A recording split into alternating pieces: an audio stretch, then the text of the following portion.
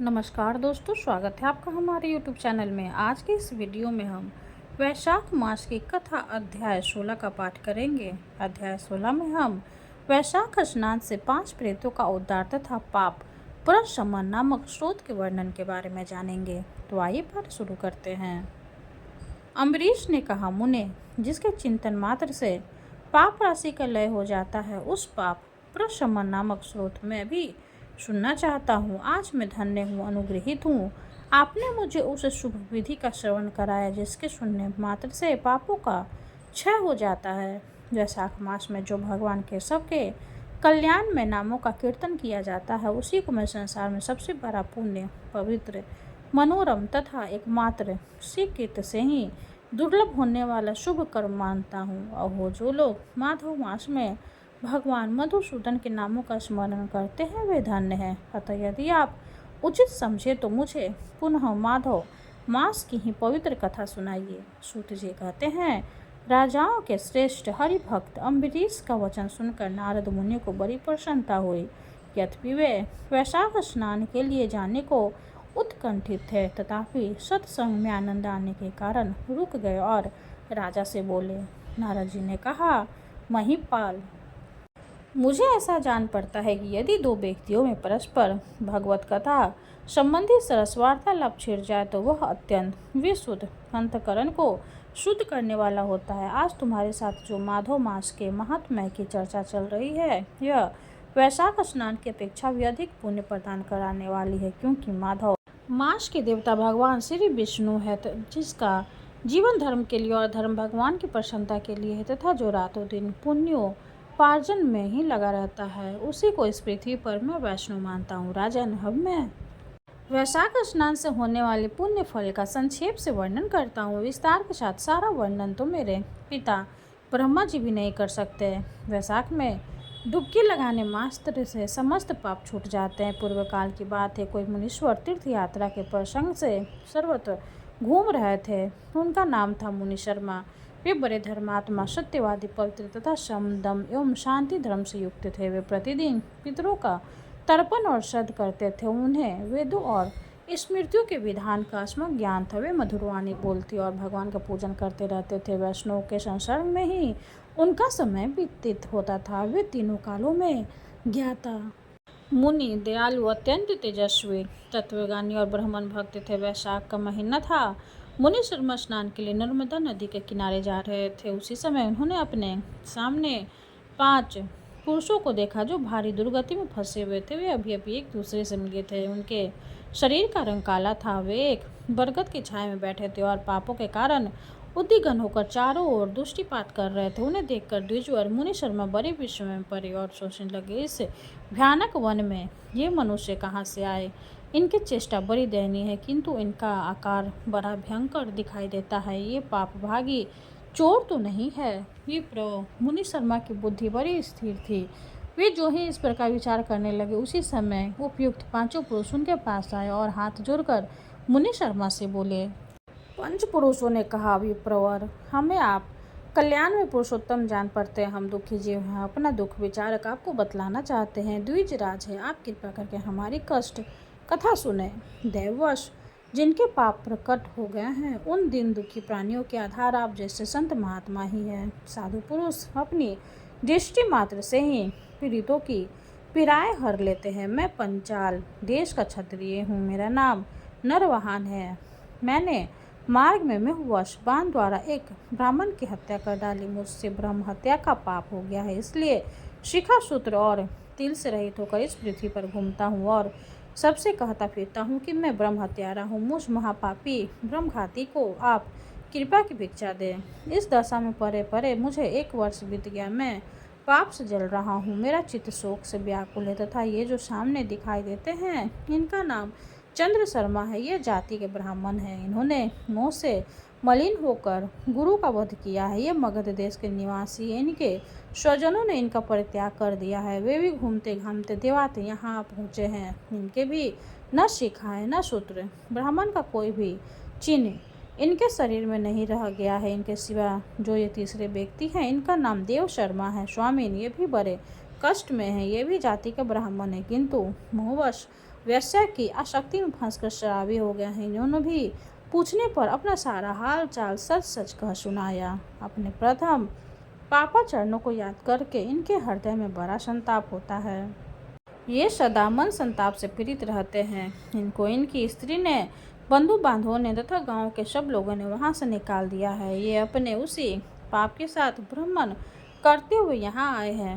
ये चौथे महाशय जाति के वैश्य हैं। इनका नाम विदुर है। ये गुरु पत्नी के साथ समागम करने वाले हैं। इनकी माता मिथिला में जाकर वैश्या हो गई थी। इन्होंने मुँहवश 3 महीनों तक उसी का उपभोग किया है, परंतु अब असली बात का पता लगा तो बहुत दुखी होकर पृथ्वी पर विचरते हुए ये भी यहाँ आ पहुँचे हैं। हम में से थे जो 5वें दिखाई दे रहे हैं, ये भी वैसे ही हैं। इनका नाम नंद है। ये पापियों का संघर्ष करने वाले महापापी। इन्होंने प्रतिदिन धन के लालच में पड़कर बहुत चोरी की है। पातकों से आक्रांत हो जाने पर इन्हें स्वजनों ने त्याग दिया है। तब ये स्वयं भी खिन्न होकर देवांत यहाँ आ पहुँचे हैं। इस प्रकार हम 5 महापापी एक स्थान पर जुट हो गए हैं। हम सब के सब दुख से घिरे हुए हैं। अनेकों तीर्थों में घूम आए, मगर हमारा घोर पातक नहीं मिटता।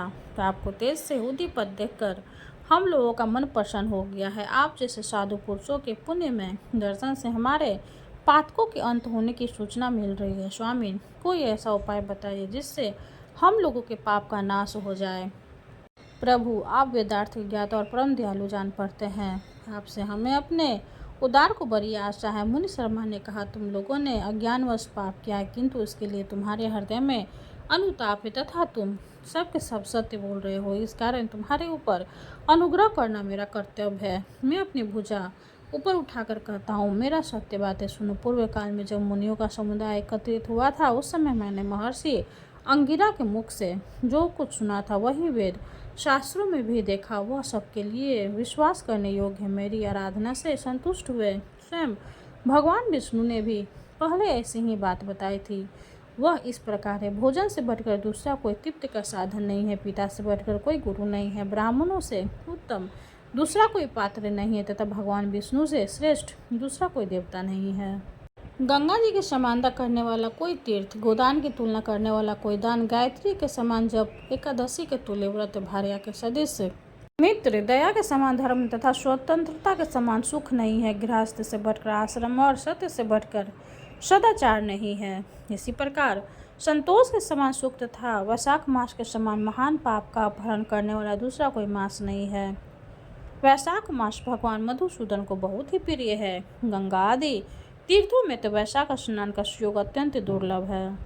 उस समय गंगा, यमुना तथा नर्मदा की प्राप्ति कठिन होती है। जो शुद्ध हृदय वाला मनुष्य भगवान के भजन में तत्पर हो, पूरे वैशाख भर प्रातः काल गंगा स्नान करता है, वह सब पापों से मुक्त होकर परम गति को प्राप्त होता है। इसलिए पुण्य के सारभूत इस वैशाख मास में तुम सभी पात की मेरे साथ नर्मदा तट पर चलो और उसमें गोते लगाओ। नर्मदा के जल का मुनि लोग भी सेवन करते, वह समस्त पाप के भय का नाश करने वाला है। मुनियों के योग कहने पर वे सब पापी उनके साथ अद्भुत पुण्य प्रदान करने वाली नर्मदा की प्रसन्नता करते हुए उसके तट पर गए। किनारे पहुंचकर ब्राह्मण श्रेष्ठ मुनि शर्मा का चित्त प्रसन्न हो गया। उन्होंने वेदोक्त विधि के अनुसार नर्मदा के जल में प्रातः स्नान किया। उपयुक्त 5 पापियों ने भी ब्राह्मण के कहने से जो ही नर्मदा में डुबकी लगाई, तो ही उनके शरीर का रंग बदल गया। वे तत्काल सुवर्ण के समान कांतिमान हो गए। फिर मुनि शर्मा ने सब लोगों के सामने उन्हें पाप प्रशमन नामक स्रोत सुनाया। भूपाल, अब तुम पाप प्रशमन नामक स्रोत सुनो। इसका भक्तिपूर्वक श्रवण करने के भी मनुष्य पाप राशि से मुक्त हो जाता है। इसके चिंतन मात्र से बहुत से पाप शुद्ध हो चुके हैं। इसके सिवा और भी बहुत से मनुष्य इस स्रोत का सहारा लेकर अज्ञानित पाप से मुक्त हो गए हैं। जब मनुष्यों का चित्त पराय स्त्री, पराय धन तथा जीव हिंसा आदि की ओर जाए, तो इस प्रायश्चित रूप स्तुति की शरण लेनी चाहिए। यह स्तुति इस प्रकार है। विष्णवे विष्णवे नित्यम, विष्णवे विष्णवे नमः, नमामि विष्णुं चित्तस्थं हरंकरांगत हरिं, चित्तस्थमीशं व्यक्त मनंतं पराजितं, विष्णुमीड्यं शेषनाम नादीनिधं हरिं, विष्णु सिच्यतगतो यन्मे विष्णु पूर्तिकसत यता, यो हर कारगतो विष्णु विष्णुर्मयि संसिता करोति कीर्तिभूतोषो अस्थावरस्य चरस्य च तत्पापं नाशमयाति तस्मिन् विष्णा विचिन्तते। दयातो हरति यः पापं स्वप्रेदिष्टचं पापिनाम तमुपेन्द्रं विष्णुं नमामि प्रणतप्रियं जगत्यसीं तिरुलाम्बे हाजमचरम्भ्यं हस्तावलम्बनं श्रोतं विष्णुं वन्दे सनातनं। सर्वेश्वर विभो परमात्मध्वज ऋषिकेश हृषिकेश नमस्तुते ते। हे सर्वेश्वर, हे ईश्वर, हे व्यापक परमात्मा, हे अद्भुत, हे इंद्रियों का शासन करने वाला अंतर्मयी हृषिकेश, आपको बारंबार नमस्कार है। निहांतम गोविंद भूत भावन केशव दुरुक्त दिष्किंत ध्यानतम समवासु जनार्दन चिंतितम दुष्टम शोचितवस्वर्तिना आकारणे महाबाहो तजतम नये केशव। ब्रह्मदेव गोविंद परमार्थ परायण जगन्नाथ जगद्दाथ पापम समय मेच्युत यचा पराय सायाहाय मध्याह्ने च तथा निशि कायेन मनसा वाचा कीर्तम पाप जानता च हृषिकेश पुंडरीकाक्ष माधव नामोच्चारणत सर्व यातु मम क्षयम शारीरम में हृषिकेश पुंडरीकाक्ष मानसम पापम प्रशम मायाकातु वाकितम मम ऋषिकेश यद भुजान बिंबिष्ठनम सो पज्जागदम यदा स्थित च आकर्षम पापमार्थम कायन मनसा गिरा महोदय यद पापम दुर्यो निन्न कावहम तत्सर्व विलायम यातु वासुदेवाय कीर्तनाम। परम ब्रह परम धाम पवित्रम परम च यत् अक्षिमन संकीर्तिते विष्णे यत् पापम तम परन्यस्यतु यत् प्रापम न निवर्तन्ते गंध स्पर्श विवर्जितम सूर्य यस्तत्पम विष्णु अस्तसर्व में भव तवलम पाप शमनम श्रोतम यह पठेछु गिनु यात्रम शारीरे मार्ण सेवान कीर्ते पापे प्रमुचे मुक्त पाप ग्रहदिभ्यो याति विष्णु परम पदम तस्मात् सर्व पर्त्यन श्रोतम सर्वघनाशम प्राय शिच मत घोना पठितम नरोत्तम। राजन, इस स्रोत के श्रवण मात्र से पूर्व जन्म तथा इस जन्म के किए हुए पाप भी तत्काल नष्ट हो जाते हैं। यह स्रोत पाप रूपी वृक्ष के लिए कुठार और पाप में ईंधन के लिए दावानल है। पाप राशि रूपी अंधकार समूह का नाश करने के लिए यह स्रोत सूर्य के समान है। मैंने संपूर्ण जगत पर अनुग्रह करने के लिए इसे तुम्हारे सामने प्रकाशित किया है। इसके पुण्यमय महात्म्य का वर्णन करने में स्वयं श्री हरि भी समर्थ नहीं है। इस प्रकार 16वां अध्याय संपूर्ण हुआ। अब हम श्री हरि की आरती करेंगे। ओम जय जगदीश हरे स्वामी जय जगदीश हरे भक्ति जनों के संकट जन में दूर करे। ओम जय जगदीश हरे जो ध्यावे फल पावे दुख बिन से मन का सुख शांति घर आवे सुख शांति घर आवे कष्ट मिटे तन का। ओम जय जगदीश हरे माते पिता तुम मेरे शरण गहूँ में किसकी स्वामी शरण गहूँ में किसकी तुम्हें बिने और न दूजा तुम्हें बिने और न दूजा आस करूं जिसकी। ओम जय जगदीश हरे तुम पूर्ण परमात्मा, तुम अंतर्यामी, स्वामी तुम अंतर्यामी। पारे ब्रह्म परमेश्वर, पारे ब्रह्म परमेश्वर, तुम सबके स्वामी।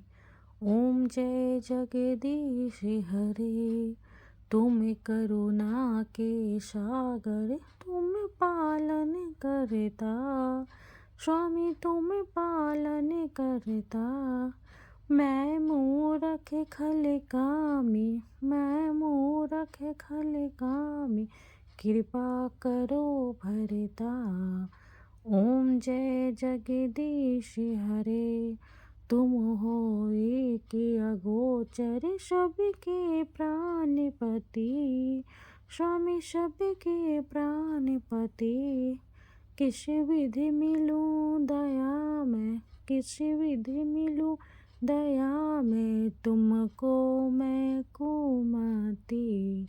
ओम जय जगदीश हरे, दीन बंधु दुख हरता, तुम ठाकुर मेरे, स्वामी तुम ठाकुर मेरे। अपने हाथ उठाओ, अपने हाथ उठाओ, द्वार पर तेरे। ओम जय जगदीश हरे, विषय विकार मिटाओ, पाप हरो देवा, स्वामी पाप हरो देवा। श्रद्धा भक्ति बढ़ाओ, श्रद्धा भक्ति बढ़ाओ, संतन की सेवा। ओम जय जगदीश हरे, तन मन धन और संपत्ति सब कुछ है तेरा, स्वामी सब कुछ है तेरा। तेरा तुझको अर्पण, तेरा तुझको अर्पण, क्या लागे मेरा। ओम जय जगदीश हरे, जगदीश्वर जी की आरती जो कोई नर गावे, स्वामी जो कोई नर गावे। कहते शिवानंद स्वामी, भजते शिवानंद स्वामी, मन वांछित फल पावे। ओम जय जगदीश हरे। विष्णु भगवान की जय हो। वीडियो अगर अच्छी लगे तो लाइक कर दे, चैनल को सब्सक्राइब कर दे। धन्यवाद।